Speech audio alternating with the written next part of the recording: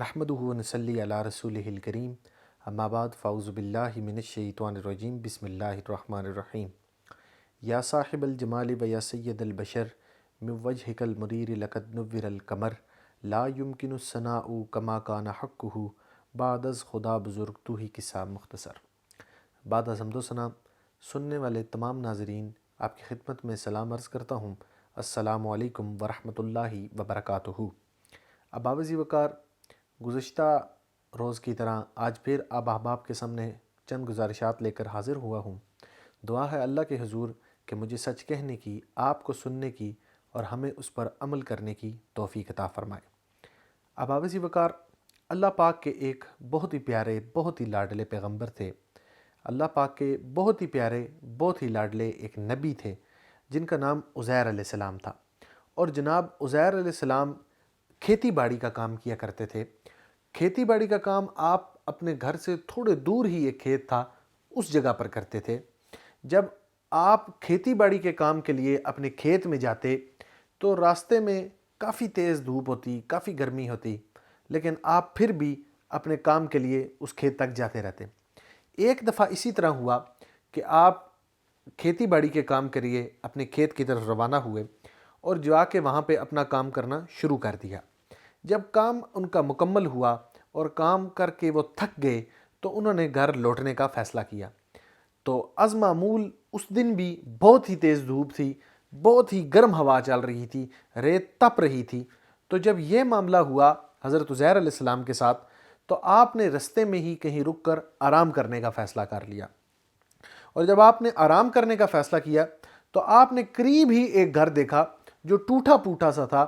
آپ نے وہاں جا کر آرام کرنے کا ارادہ کیا۔ جب آپ اس گھر کے اندر داخل ہوئے تو اپنے گدھے کو ایک طرف باندھ دیا، اور جب گھر کے اندر داخل ہوتے ہیں تو دیکھتے ہیں کہ چھت بالکل صحیح سلامت ہے، جس طرح تھی ویسی ہی سلامت ہے، لیکن اس گھر میں جو لوگ رہتے تھے ان کی ہڈیاں وہاں پر پڑی ہوئی تھی۔ ان کے جسم گل چکے تھے لیکن ہڈیاں اس جگہ پر موجود تھی۔ جب آپ نے یہ معاملہ دیکھا حضرت عزیر علیہ السلام نے، تو آپ مستجاب الدعوات تھے۔ حضرت عزیر علیہ السلام مستجاب الدعوات تھے، یعنی جو کام سوچتے تھے اللہ پاک اس کو پورا کر دیتا تھا۔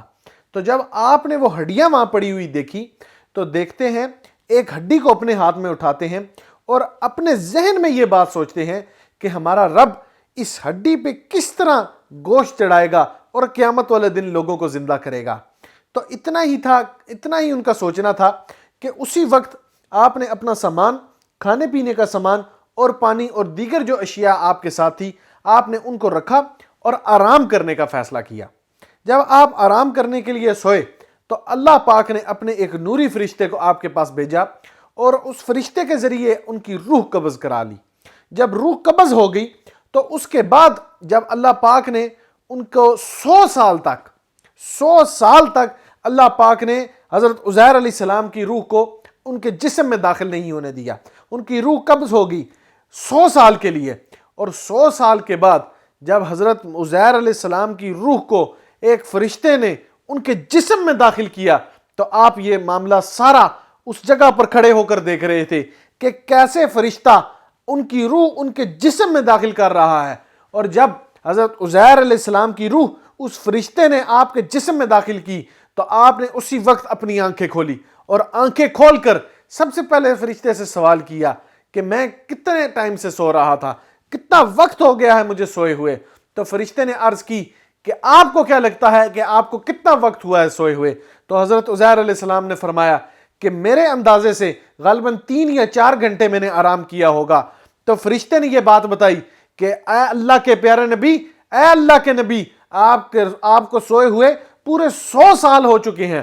پورے 100 سال سے آپ کی روح قبض تھی، آپ کی روح کو آپ کے جسم سے اللہ پاک نے ملنے نہیں دیا، اور آج کے دن اللہ پاک نے مجھے حکم فرمایا کہ میں آپ کی روح آپ کے جسم میں ڈالوں، تو آپ کو یہ ہوش آیا۔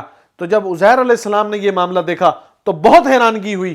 جب حیران ہوئے اور پوچھا، اور اس فرشتے سے جو ان کے پاس کھڑا تھا، عزیر علیہ السلام نے اس سے پوچھا کہ دیکھو میرا پانی تو یہ پڑا ہوا ہے، میرا پانی یہ اسی جگہ جس طرح میں نے اس کو چھوڑا تھا یہ اسی طرح پڑا ہوا ہے، دیگر کھانے کی جو اشیاء تھی وہ بھی اسی کی اسی طرح، جس طرح آپ لائے تھے وہ اسی طرح پڑی ہوئی ہیں۔ تو اس فرشتے نے عرض کی کہ اے اللہ کے نبی ذرا اپنے دائیں بائیں طرف دیکھیں۔ تو جب اللہ کے نبی نے دائیں بائیں دیکھا تو وہ چھت جو اس مکان کی اس وقت سلامت تھی وہ اس جگہ پر نہیں تھی، وہ دیواریں اس جگہ پر نہیں تھی، وہ ہڈیاں جو اس گھر میں رہنے والے شخص کی تھی یا اس گھر میں جو لوگ آباد تھے ان کی جو ہڈیاں اس جگہ پر پڑی ہوئی تھی وہ اس جگہ پر نہیں تھی، وہ مٹی کے ساتھ مٹی ہو چکی تھی۔ تو فرشتے نے اللہ کے نبی سے عرض کی کہ اے اللہ کے نبی ذرا باہر جا کر تو دیکھیں۔ تو حضرت عزیر علیہ السلام نے جب باہر جا کر دیکھا تو ہوا تبدیل ہو چکی تھی، جو کھیت وہاں موجود تھے وہ اس کے بعد اس جگہ موجود نہیں تھے، جو چیزیں وہاں اس وقت تھی ان میں سے کوئی چیز بھی وہاں نہیں تھی۔ جب اللہ کے نبی نے یہ معاملہ دیکھا تو فرشتے نے عرض کی کہ اے اللہ کے نبی ذرا اپنے گدھے کی طرف نظر گھمائیں۔ جب اللہ کے نبی نے اپنے گدھے کی طرف نظر گھمائی تو دیکھا کہ اس کے جسم جو ہٹا کٹا جسم تھا، موٹا اور تازہ جسم تھا، وہ اپنی جگہ پر موجود نہیں تھا، صرف اس گدھے کی ہڈیاں وہاں موجود تھی، باقی تمام جو اس کا گوشت تھا وہ سکڑ کر مٹی کے ساتھ مٹی ہو گیا، ہوا کے اندر شامل ہو گیا، ہوا کے ساتھ اڑ گیا۔ تو جب اللہ کے نبی نے یہ معاملہ دیکھا تو اسی وقت فرشتے نے کہا کہ اے اللہ کے نبی میں آپ کی خواہش پوری کرنے کے لیے یہاں پر آیا ہوں، مجھے اللہ پاک نے حکم فرمایا ہے کہ جو میرا نبی سوچ رہا ہے اسے تو جا کر پورا کرے۔ تو حضرت عزیر علیہ السلام کے دیکھتے ہی دیکھتے فرشتے نے ایک ہڈی کو دوسری کے ساتھ، دوسری کو تیسری کے ساتھ، تیسری کو چوتھی کے ساتھ، ایسے کرتے کرتے ایک گدھے کا مکمل سٹرکچر تیار کر لیا اور اس کے ساتھ گوشت بھی لگ گیا۔ تو اس فرشتے نے جب اس گدھے کو پھونک ماری تو اس میں روح داخل ہو گئی۔ تو جب اللہ کے نبی نے یہ معاملہ دیکھا تو وہ دیکھ کر بہت حیران ہوئے کہ روز محشر جب حساب کتاب کا ٹائم ہوگا، جب لوگوں کو قبروں سے واپس اٹھایا جائے گا تو اللہ کس طرح سے لوگوں کو حاضر کرے گا، اور ان کی جو ہڈیاں گل چکی تھی، جو روحیں ان کے جسم سے نکل چکی تھی، میرا اللہ ان کو واپس کس طرح سے زندہ کرے گا۔ اس وقت جو بات محسوس ہو رہی ہے وہ کچھ اس طرح سے ہے کہ عمران خان کو جیل کے اندر کوئی بھی نہیں رکھ سکتا، عمران خان کو جیل میں کوئی بھی نہیں رکھ سکے گا۔ اس وقت تمام اداروں کی آ جا کر جل چکی ہے، ویسے ہی سب ڈیٹھ بنے ہوئے ہیں، وہ وقت قریب پہنچ چکا ہے کہ عمران خان طوفان کی طرح آئے گا اور سب کچھ سمیٹ لے گا۔ اسٹیبلشمنٹ تیار کھڑی ہے، صرف ایک دفعہ اسٹیبلشمنٹ بالکل تیار ہے کہ صرف ایک دفعہ عمران خان ہاں کرے۔ اسٹیبلشمنٹ عمران خان کے ساتھ ہاں شانہ بشانہ کھڑی ہے۔ کبھی کبھی ایسے لگتا ہے کہ پاکستان میں ارتقائی عمل رک سا گیا ہے۔ اس حوالے سے اگر کوئی شک تھا تو 3 مارچ کو وہ بھی دور ہو گیا جب شہباز شریف صاحب نے وزیر اعظم کا ووٹ اٹھایا اور تقریر شروع کی۔ اگرچہ قومی اسمبلی میں ہنگامہ تو 9 منتخب اراکین کے حلف اٹھانے والے دن سے ہی چل رہا تھا، بلکہ یوں کہیں جب سے ملک بنا ہے تب سے ہی جاری ہے۔ وہی وجہ کہ الیکشن چوری ہو گیا، یہی منظر 2002 میں دیکھا گیا، پھر 2008 کے الیکشنوں میں بھی یہی منظر دیکھا گیا اور ملتی جلتی صورتحال تھی، لیکن زیادہ شور 2013 کے الیکشن میں سنائی دیا اور یہی منظر 2018 کے الیکشن میں تھا۔